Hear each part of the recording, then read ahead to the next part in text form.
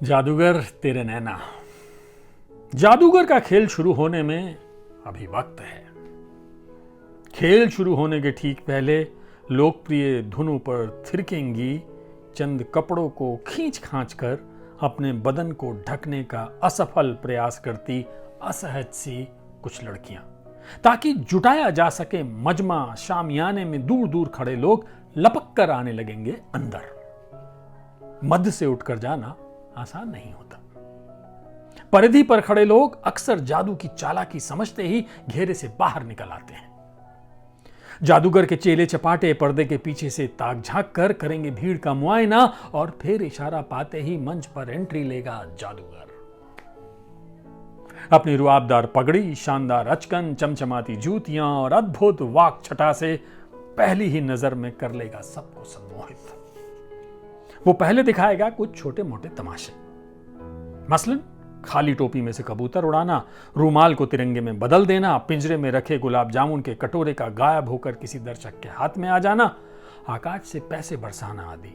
और जब लोग बाग अपनी बुद्धि को ताक पर रखकर बंद कर देंगे ढूंढना हर जादू के पीछे छिपी हाथ की सफाई को, मान लेंगे उसे बड़ा जादूगर, सौंप देंगे अपना विश्वास उसके हाथों में, वो दिखाएगा अपना असली और सबसे बड़ा जादू, साबुत आदमी को 3 टुकड़ों में काट कर जोड़ने वाला जादू। पर इस बार तलवारें सच में काटती हैं। आदमी का शरीर सिर में सिर होता है धड़ से अलग, सच में होता है विश्वास खंडित। यह अलग बात है कि सम्मोहित भीड़ अपने कटे हुए जुड़े हुए हिस्सों को साबुत समझकर दर्द से कराती नहीं, बल्कि बेवकूफ सी ताली बजाती है और खेल खत्म होते ही फेंक दी जाती है मध्य से हाशिए में। नई भीड़ फिर से तैयार है। टिकट खिड़की पर अंदर फिर शुरू हो चुका है नृत्य। बाहर सुनाई दे रही है महीन आवाज, इन्हीं लोगों ने ले ली ना दुपट्टा मेरा। एक और कविता सुना देता हूं। इसका शीर्षक है शाहीन बाग। याद आया कुछ आपको? मैं बरसों से गुजरात में बसी हूं, मेरा बच्चा बैंगलोर में। मेरे पिता ने अपनी एड़ियां घिसी मध्य प्रदेश के एक छोटे से कस्बों में। उनके पिता उत्तर प्रदेश के किसी गांव में किसान थे। उनके पिता के भी पिता शायद वहीं चल बसे थे, प्याऊ पर पथिकों को ठंडा पानी पिलाते पिलाते। मैं बरसों से गुजरात में बसी हूं, मेरा बच्चा बैंगलोर में। मेरे पिता ने अपनी एड़िया घिसी मध्य प्रदेश के एक छोटे से कस्बे में। उनके पिता उत्तर प्रदेश के किसी गांव में किसान थे। उनके पिता के पिता भी शायद वहीं चल बसे थे, प्याऊ पर पथिकों को ठंडा पानी पिलाते पिलाते। इससे पहले का इतिहास मुझे नहीं पता, शायद मेरे पिता को भी नहीं पता। मैं इन दिनों अक्सर परेशान होती हूं पुराने प्रमाण पत्र जुटाने के लिए।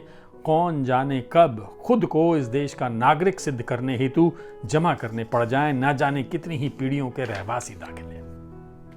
अलबत्त अड़ोसी पड़ोसी हंसते हैं मेरी इस परेशानी पर। उनका कहना है कि मैं हिंदू हूं और यही मेरा सबसे बड़ा प्रमाण पत्र है भारतवासी होने का। मेरी आधे से अधिक मुस्लिम सहेलियों के 3-4 पीढ़ी पहले के नाम हिंदू हैं, पर उससे क्या, वे आज मुसलमान हैं। प्रमाण पत्र नहीं हो सकता भारतवासी होने का। मेरी आधे से अधिक मुस्लिम सहेलियों के 3-4 पीढ़ी पहले के नाम हिंदू हैं, पर उससे क्या, वे आज मुसलमान हैं। और मुसलमान होना प्रमाण पत्र नहीं हो सकता भारतवासी होने का। वे सब भी मेरी ही तरह खोज रही हैं पीढ़ी दर पीढ़ी के कागजात। वे मुझसे अधिक डरी हुई हैं, तभी वे मुझसे कहीं अधिक क्रोध, रोष और गुस्से में उबल रही हैं। वे छोड़कर अपना बुर्का, चौका, सामाजिक धार्मिक हिदायतें और बंदिशें इकट्ठा हो रही हैं शाहीन बाग में। उन्होंने ठेंगे पर रखा है सभी पॉलिटिकल पार्टियों को। उनका कोई नेता नहीं, तभी वे सशक्त हैं इस दफे। उनकी 10 मांगे नहीं, उनका सिर्फ एक एजेंडा है, सिर्फ और सिर्फ भारतवासी होना।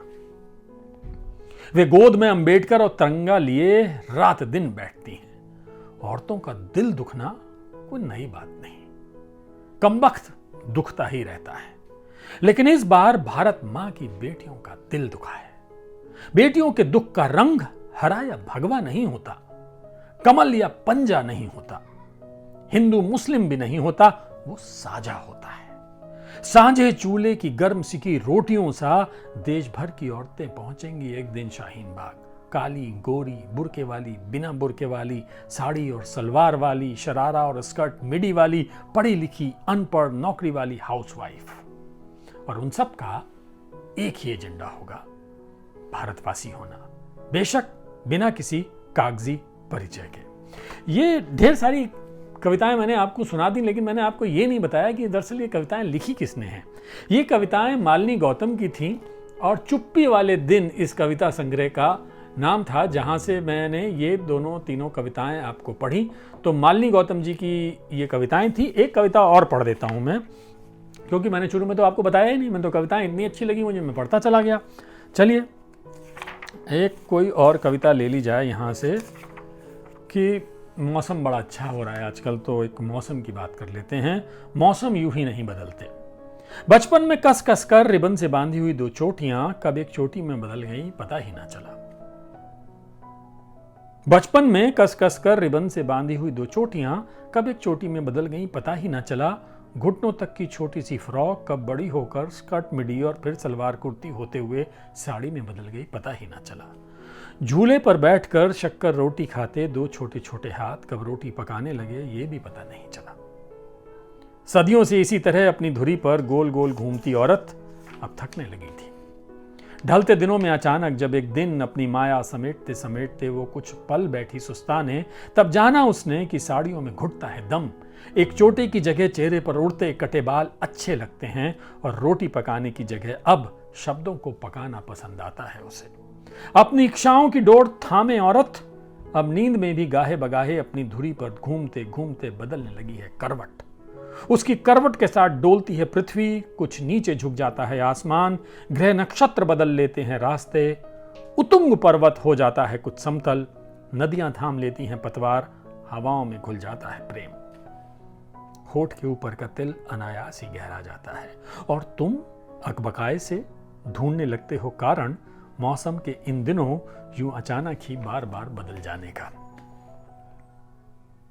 4 लाइनें और सुना देता हूं।